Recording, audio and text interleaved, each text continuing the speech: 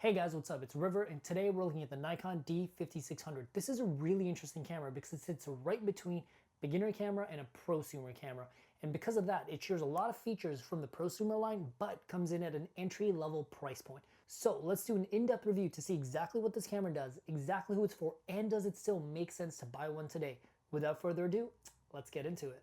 Also, just to let you guys know, there's a link in the description down below for the absolute best pricing on this camera, so if you are interested, be sure to check that out. So specs-wise, this camera isn't really anything to write home about, but what really makes it special is the prosumer design and the ease of use. As for the sensor, this is pretty standard for Nikon cameras. It has a 24.2 megapixel APS-C size sensor and an ISO all the way from 100 to 25,600, and I was very impressed to see that this camera is actually clean all the way up to 20,000 ISO. It's very impressive for a camera of this price point. And for photos, it does 5 frames per second. Now that's not the greatest. You won't really be able to do sports or like really fast moving objects, but it's decent. As for video, it does 24 all the way up to 60 frames per second in full HD. That's pretty dang good for this price point. Sadly, no 120 frames per second for super slow-mo, but that's not really the standard for this price point. I'd be really shocked if you could get super slow-mo at this price point. Now the specs in this camera are pretty standard, and if you wanted these exact same specs, you could actually get the Nikon D5300. You'll get the exact same specs and it's cheaper. However, what really makes the D5600 special is the little things like the articulating flip screen. The screen on the back is actually a touch screen. It has a whole mess of buttons and ergonomic functions around the camera that just make it a better, more efficient, and more pro-friendly camera. So now one of the first things that I like about this camera is actually the design. Now, this camera feels a little bit heavier than the D5300, but I actually like that. I like having that robust, beefy feel in my hands. And just like the rubber grip right here, it has a slightly more elongated grip where I can really get my fingers in there. That feels better. And on top of that, it has this articulating screen, which just makes it that much easier to frame shots. Now, if I'm doing video, it's really easy to actually put my hand underneath this and stabilize the camera if I'm gonna do handheld shots, or it's just easier to get like weird angles and just all that good stuff. And also, if you're a vlogger, you can point the screen at yourself and kind of just like talk to it.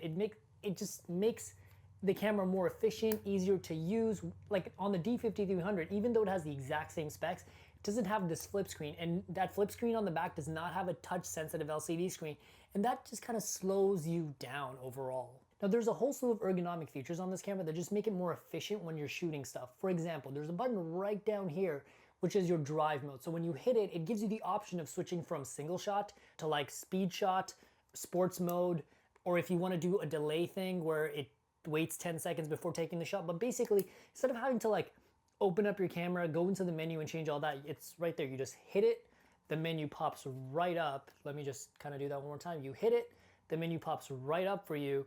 And that's just like more efficient. And it's these little things that really add up and make it a more, like, I guess, pleasant experience. For another example, some people like to kind of set this camera up with an external monitor so that when they're shooting on it, they have like a big monitor at the top so they can really see what their video is. Now, most cameras have a little HDMI port, that's pretty standard, but most of them have this janky little like piece of rubber that usually falls off. I personally just rip that thing right off, but that's kind of bad because dust and water can get in. But instead, this camera has like this really like robust, like plastic / metal flap that just clicks in and out, and that just like gives you a better camera, makes your camera last longer. And just like, it adds to like a better weather sealed camera. And it's these little things that just like add up and make it a much better camera. Another thing that I like is that right down here on the side, the SD card goes in a side flap. Now on the D5300, it actually goes down here where the battery is. And now that's kind of annoying. Like every time I have to switch up my SD card, and I'm one of those people, like I like to shoot in the highest quality, highest frame rate, and I fill up 64 gig cards very fast, especially if I'm shooting all day. And now, you know, to kind of get in there and you have to kind of like futz around with this, then take the card out, making sure not to take the battery out, which is not easy. Whereas opposed to like just swap, close. And it's those little things that just make this camera more efficient and more pro-friendly. Next, let's talk about the touchscreen on the back of this camera. It's a very accurate touchscreen. It's very accurate to your touch, and I generally find that I'm not hitting the wrong thing, or it's not accidentally doing something else that I don't want it to. However, something to note, despite this being a very good touchscreen, it is not a very good menu layout. Maybe I'm just spoiled on Canon stuff, but I find Canon has the most intuitive, easy to use menus, With the Nikon cameras, I kind of find myself struggling. I don't really exactly know where everything is. And maybe that's because like I don't use Nikon cameras as often, but for the most part, I don't find these menus to be as efficient and as intuitive, and I would probably use the buttons on this camera more. These are very, very good buttons. They're very clicky, very, very responsive. I really feel like I'm getting something done. If you know what I'm talking about, they have a very tactile feel, as they say. And one thing that I do like about Nikon cameras is the fact that like all the buttons are very intuitively laid out. I really think Nikon does a better job with how they laid out their buttons than Canon. And if I'm really thinking about it, maybe the touchscreen doesn't need to be there, but these buttons are really, really good.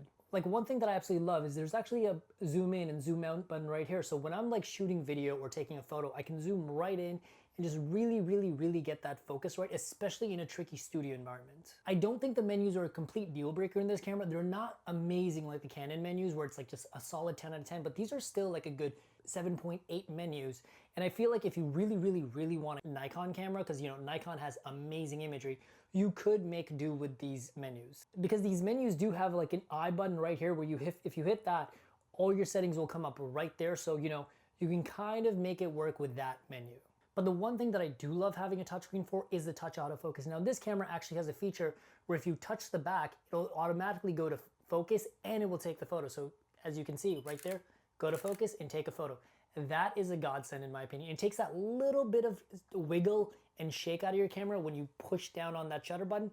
But if you want, you can take that shutter off, so you can just tap and it'll go to focus. That is a fun thing to do. It makes you more efficient as a shooter.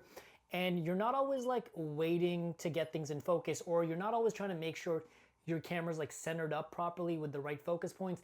It's just more efficient and fun to just tap and you're in focus. Next, let's talk about audio. One of the things that I really appreciate about this camera, despite it coming in at a very, very affordable price point, it does have an external mic jack. Now that external mic jack is really, really, really helpful. It's a big deal for someone that if you're shooting interviews, if you're doing things where your subject's far away and they can't pick up on the internal audio, having an external mic jack makes a big difference because you can A, get better audio for interviews, B, get wireless audio, and C, if you're a vlogger and you're gonna be shooting in very, very loud environments, this internal audio is really, really good. We'll talk more about that later. But having an external mic, make sure you don't pick up all that external noise around for your vlog is very, very important. So this external mic is a very, very important thing, and that kind of completes the package in my opinion. The internal audio, I guess what the word is, like amplifiers or the processors internally are pretty good, and to be honest, I think they're as good as like an external audio. Like you won't really notice a difference unless you're like really listening carefully and you're really nitpicking with audio. As for the internal audio in this camera has really, really spectacular internal audio because it has both a left and a right mic for internal audio. Most cameras just have one audio jack that it duplicates over the left channel and the right channel, and generally you can only really hear what's right in front of the camera.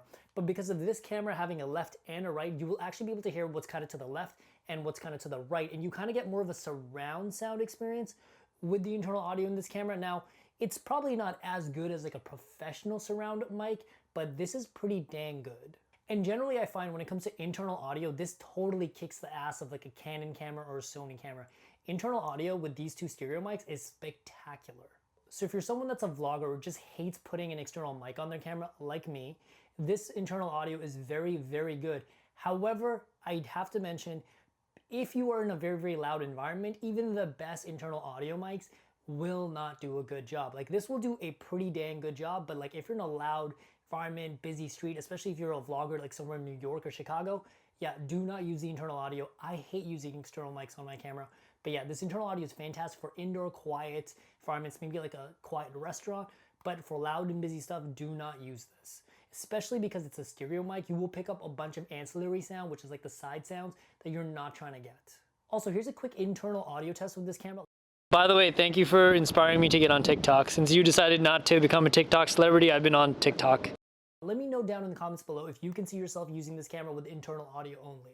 Now, something to note about the color science in this camera, Canon cameras are known for having that classic Canon look where colors are deeply saturated. The blues have this beautiful hue, orange and reds have like this really warm, gentle glow to them. Everybody's skin looks good. Just that's a camera that everybody looks attractive. Nikon cameras don't have that internally. Nikon cameras are the type of camera where you really have to tweak the image afterwards. Nikon's gone to great lengths to appeal to professional photographers who want to tweak, post-process, and color their images afterwards. If you're the type of person that just wants to take the image on the camera, throw it up on Instagram, throw it up on Facebook, I really don't recommend a camera like Nikon. Nikon cameras are really the type of camera you want to finesse with.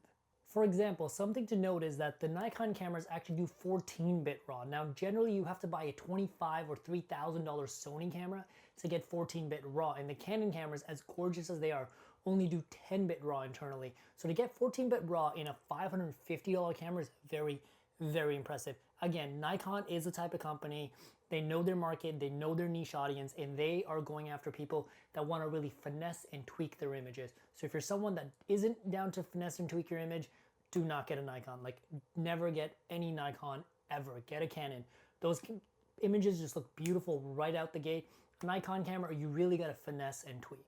Now, something to note about the video features in this camera, and this is a good video camera on paper. It does 1080 at 24 and 30 and 60. However, the one big caveat with this video camera is that it's not really video first. It's really photo first. It does 14-bit RAW, and you can really, really push and pull that color, really do some amazing post-edit work with those photos. But with video, it doesn't really have a built-in, baked-in look to it. It's a very like neutral, flat, like not boring, but like there's really nothing special. Like you don't look at it and you go like, whoa, like it looks good right off the bat. With Canon cameras, they have that baked-in Canon look, warm oranges, like nice saturated blues, great like gorgeous sparkling greens.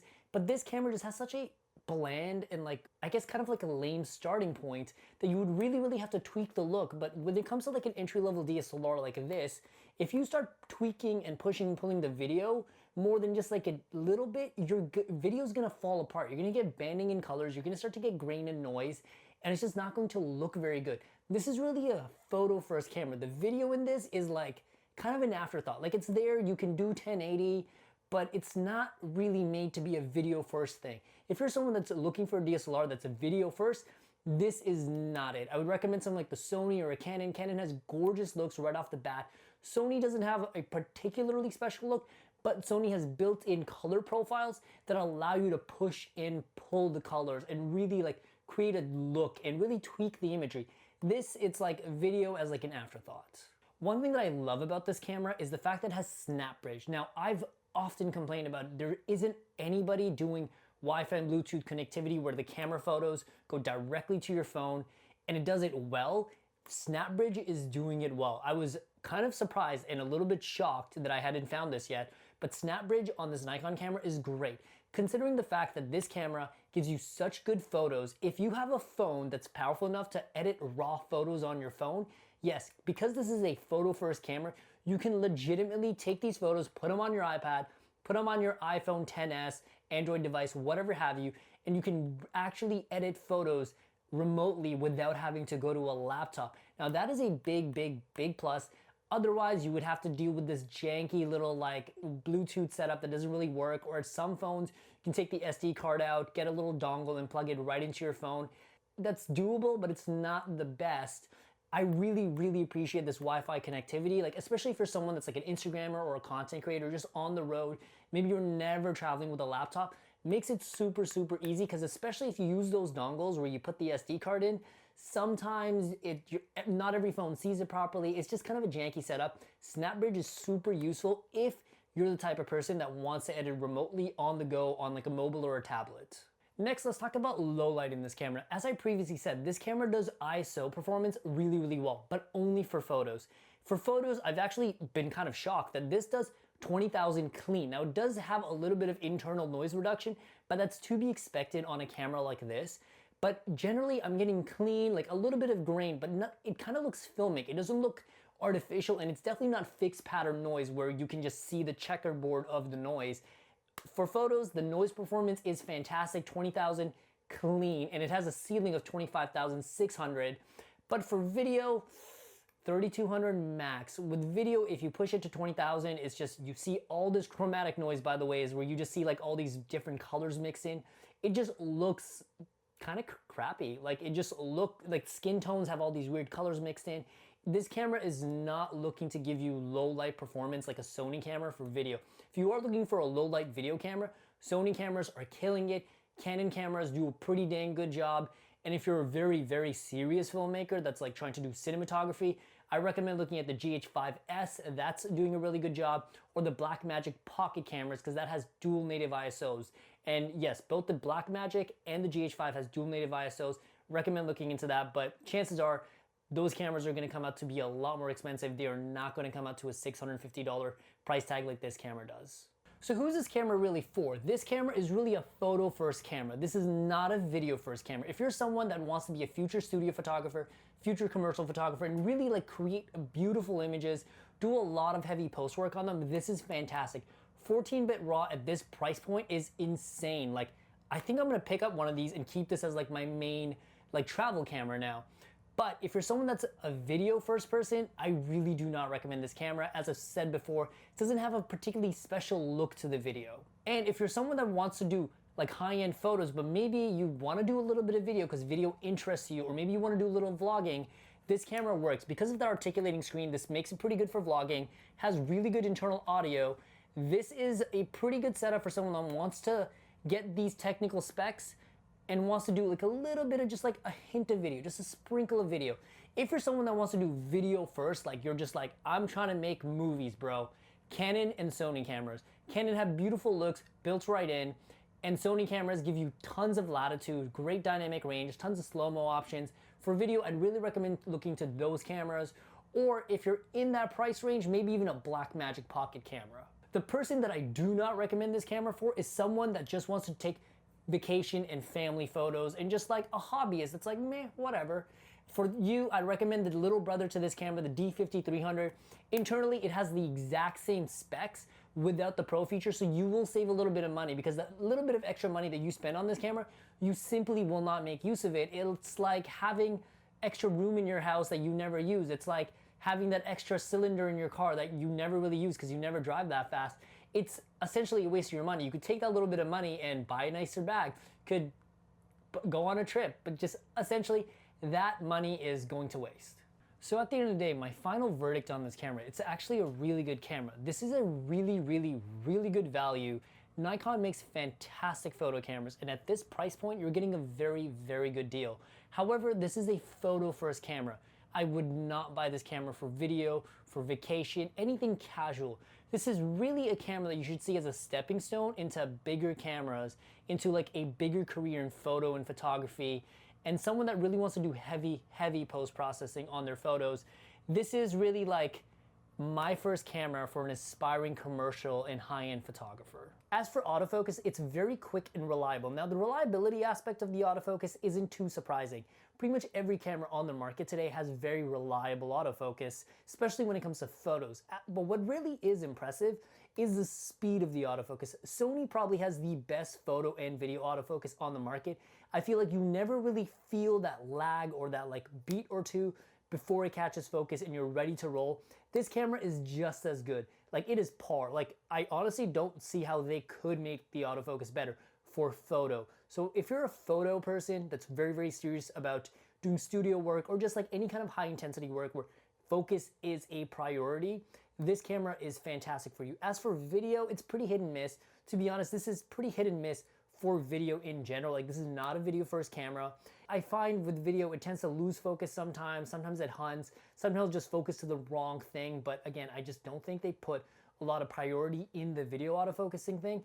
And in case you are wondering, yes, for photo and video autofocusing systems, most cameras have two completely different systems. So just because something is good for autofocus in photo, it does not mean it's good for autofocus in video. Hey guys, thank you so much for joining us on our Nikon D5600 review. If you are interested in this camera, be sure to check out the link in the description below for the absolute best pricing on this camera. I highly, highly recommend it. And if you have any questions about this camera whatsoever, hit me up in the comments down below and I'll make sure to get back to every single one of you. As always, like and subscribe for future content. Until next time, guys.